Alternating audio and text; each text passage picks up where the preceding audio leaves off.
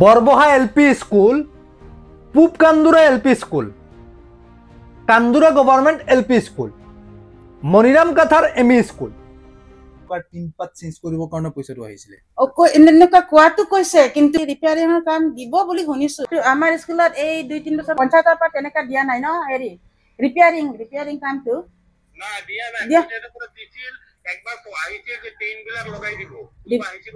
তেনেকা কৈছিলেতো, একো কাম হোৱা নাই। নমস্কাৰ ছাৰ। আচলতে বাইদেউ কৈছে কথাটো, কিন্তু আপোনাৰ পৰা জানিব বিচাৰি আছো, মানে পঞ্চায়তৰ পৰা আপোনালোকৰ স্কুলত টিন চেঞ্জ কৰিবৰ কাৰণে আহিছিলে পইচা। টিন চেঞ্জ কৰাব, কিন্তু টিনটো চেঞ্জ তেওঁলোকে ইলেকশ্যনত কিবা হৈছে, ইলেকশ্যনৰ পিছত কৰিব কৈছিল, কিন্তু এতিয়ালৈকে কৰা নাই। কিস্তি পইচা উঠাইছে তেখেতসকলে উঠাইছে, হ'ব পাৰে তেওঁলোকে, কিন্তু আমাৰ টিন চেঞ্জ কৰা নাই দাদা। কৰা নাই ন? না আমাৰ কৰা নাই, এইটো 100%। মোৰ পৰা মাপো লৈ গৈছিল, কোনটো ৰুম কৰিব, এই লম্বা ৰুমটো কৰিব, কালাৰ টিন লগাব, কি কি কৰিব তেওঁলোকে চব লৈ গৈছিল, কিন্তু কৰা নাই তেওঁলোকে। চব লৈ গৈও কৰা নাই?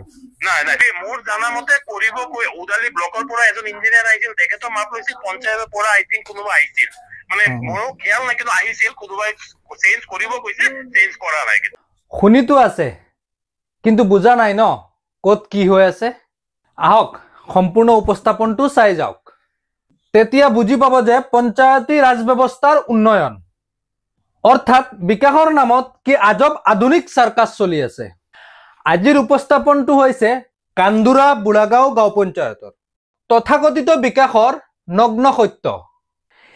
এই ভিডিঅ'টো শ্বেয়াৰ কৰি দিয়ক, যাতে জনসাধাৰণে তথাকথিত বিকাশৰ আচল বাস্তৱ স্বৰূপটো বুজি পায় আৰু দায়িত্বশীল বিভাগীয় কৰ্তৃপক্ষ সজাগ হৈ প্ৰয়োজনীয় ব্যৱস্থা গ্ৰহণ কৰে। 2021-22 বিত্তবৰ্ষৰ আঁচনিৰ ধন 2023 চনৰ ডিচেম্বৰ মাহত উঠোৱা হৈছিলে। প্ৰায় 2 বছৰ পাৰ হৈ গ'ল, তথাপিও সেই ধনৰ 1 টকাও জনতাৰ উপকাৰত খৰচ হোৱাৰ দৃশ্যমান নহল। তেন্তে এই বিকাশ শেষলৈ গ'ল ক'ত? গোটেইকেইটা বিকাশ একেধৰণৰ আছিলে, অৰ্থাৎ 4খন বিদ্যালয়ৰ ৰুফ ৰিপেয়াৰিং আহিছিলে, মানে টিনপাত মেৰামতি বা বদলিৰ কাৰণে চৰকাৰে দিছিলে অনুদান। কিন্তু অনুদানৰ বিকাশবোৰ কলৈ হেৰাল? এটা বিকাশ কিমান টকাৰ আৰু কিমান টকা উঠালে? ইয়াৰ সম্পূৰ্ণ তথ্য আমি ভিডিঅ'টোৰ শেষ অংশত উন্মোচন কৰিম। তাৰ আগতে বলক কিছু গুৰুত্বপূৰ্ণ মন্তব্য শুনি চাওক। এই স্কুলখনৰ টিনপাত চেঞ্জ কৰা নামত 2023 চনৰ ডিচেম্বৰ মাহত প্ৰথম কিস্তি উঠাইছে সিহঁতে। 2023 চনৰ ডিচেম্বৰ মাহত প্ৰথম কিস্তি উঠিছে।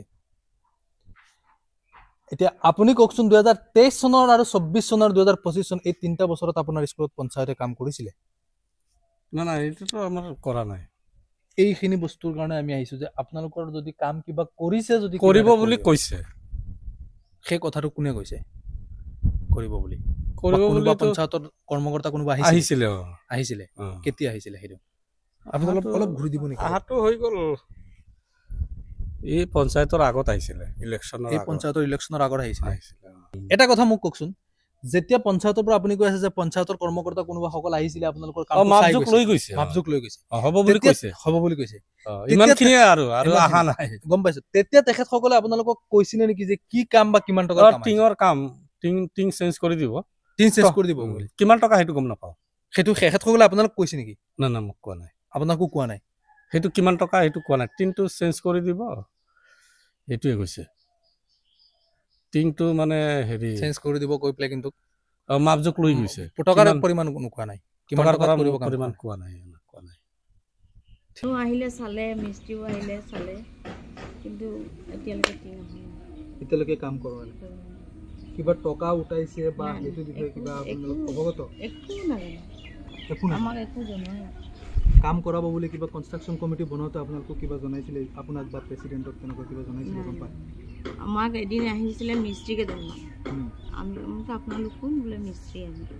তো মিস্ত্ৰী অহাৰ পিছত ক'লে এনেকৈ চালে, বোলে টিং ফলাবলৈ আমাক এটা পঞ্চায়তৰ পৰা হেৰি দিছে, অৰ্ডাৰ আহিছে, কেতিয়া ফলাব? দুৰ্গা পূজাৰ আগত।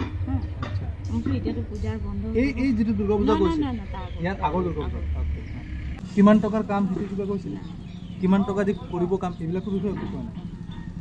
নাই মোক একো জনোৱা নাই। মই এবাৰ আমাক কিবা এখন মিটিং হ'লে পঞ্চায়তত মাতিছিলে, তেতিয়া তেখেতৰ তাৰ যিজন ছেক্ৰেটেৰী তেখেতক মই সুধিলোঁ, বাইদেউ অৰ্ডাৰ যেতিয়া হৈছে এইটো কাম হ'বই। মই বোলে এনেকৈ কি হ'ল, দুৰ্গা পূজাৰ আগতেই তেওঁলোক আহিছিলে, পূজাও গ'ল, এতিয়া আৰু 3 মাহ 4 মাহ হৈ গ'ল, এতিয়ালৈকে দেখোন একো নাই। অৰ্ডাৰ যেতিয়া এবাৰ ওলাইছে বাইদেউ এইটো কাম হ'ব, 2 দিন দেৰি হ'ব পাৰে। 2 দিন দেৰি? এইটো কামটো কেতিয়া জানে? 21-22 কাম, 21-22 ফাইনেন্সিয়েল ইয়াৰৰ কাম। তাৰপিছত মই 2 দিন নহয়, 2 বছৰ নহয়, কেইবা বছৰ হৈ গ'ল। Maniram Kathar M E school, এই যে তিনপাত যে স্কুলখনৰ যে এই তিনপাতখন পঞ্চায়তে চেঞ্জ কৰিবৰ কাৰণে এটা ফাউণ্ড ধৰিছিলে। মইতো ক'ব নোৱাৰোঁ, সেইটো গম নাপায়।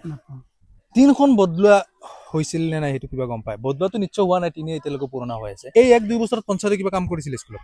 নাই কৰা, একো কাম কৰা নাই। একো কৰা নাই। শুনিছেনে প্ৰধান শিক্ষক আৰু শিক্ষয়িত্ৰীসকলৰ সেই মন্তব্যবোৰ? আচৰিত কথা হ'ল এখেতসকলৰ এজনেও নাজানে যে তেওঁলোকৰ নিজৰ নিজৰ বিদ্যালয়ৰ নামত কিমান টকাৰ বাজেট অনুমোদিত হৈছিলে। তেনেহ'লে প্ৰশ্ন উঠে, এই সামান্য অনুমোদিত ধনৰাশি জানিব নোৱাৰাকৈ ক'ৰবাত জাগ্ৰতভাৱে লুকাই ৰখা হৈছে নেকি? উদালি উন্নয়ন খণ্ডৰ পৰা কোনোবা ইঞ্জিনিয়াৰ বাবু সেই সময়ত বিদ্যালয়ত উপস্থিত হৈছিলে। লগত আছিলে কোনোবা মিস্ত্ৰী আৰু সহায়কসকল। 2-এটা ফটাকটা উপদেশৰ লগত নতুন ৰঙীন তিনপাত লাগিব বুলি ফিতাহি মাৰি ৱৰ্কিং ছাইডৰ মাপ জোখ লৈ আহিছিলে তেওঁ। কিন্তু তাৰ পিছত আজিলৈকে নীৰৱতা, যেন আকাশে গিলি মাটিয়ে খালে। আকৌ কোনোবা স্কুলত স্কুটি লৈ কোনোবা বাইদেৱে গৈ ফটো উঠাইছিলে, সম্ভৱতঃ GPC অথবা GRS, যেন এইটো কোনো অজানা চিনেমাৰ শ্বুটিং চলি আছে। কোন ক'ত কেতিয়া কি কৰি আছে বিদ্যালয় কৰ্তৃপক্ষই যেন একো গমেই নাপালে।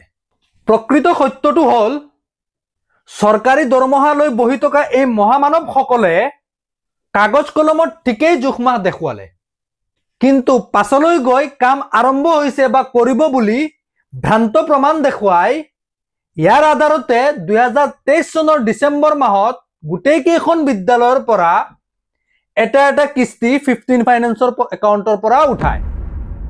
বৰবহা LP স্কুল মুঠ বাজেট 1,12,800 টকা, তাৰে 28,200 টকা উজ্জ্ব কৰিলে 23 ডিচেম্বৰ 2023ত, আৰু এইটোৰ ভাউচাৰ নম্বৰ হ'ল 51।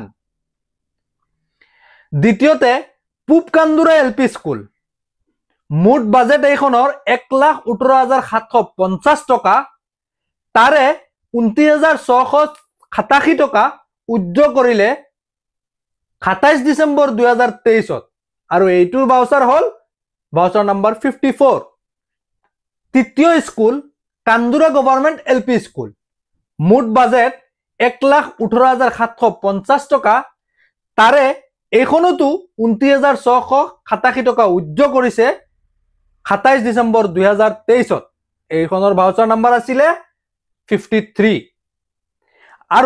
আৰু এখন M E school Maniram Kathar M E school, এইখনৰ মুঠ বাজেট আছিলে 1,12,800 টকা, আৰু এইখনৰো তেওঁলোকে 28,200 টকা উজ্জ্ব কৰিছে 27 ডিচেম্বৰ 2023ত, আৰু এইখনৰ ভাউচাৰ নম্বৰ আছিলে 55।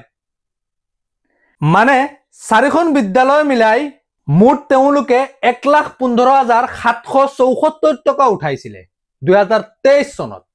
আৰু এই গোটেইখিনি পেমেণ্ট সচিব ৰিবুন টাইমুং আৰু সভাপতি নীলিমা ৰংফেৰপিৰ তত্বাৱধানত উঠিছিলে। কিন্তু এই গোটেইখিনি টকাৰ অৱস্থান ক'ত আজি?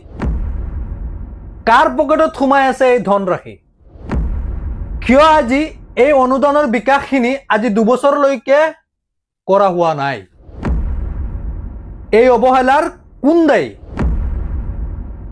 আচ্ছা, এতিয়া এখেতসকলে কিছুমান অনিয়মিত আৰু অসাংবিধানিক কথাৰ নাটক ৰচিব, মানে পঞ্চায়তৰ কৰ্মকৰ্তা যোনবিলাকে থাকে সিহঁতসকলে।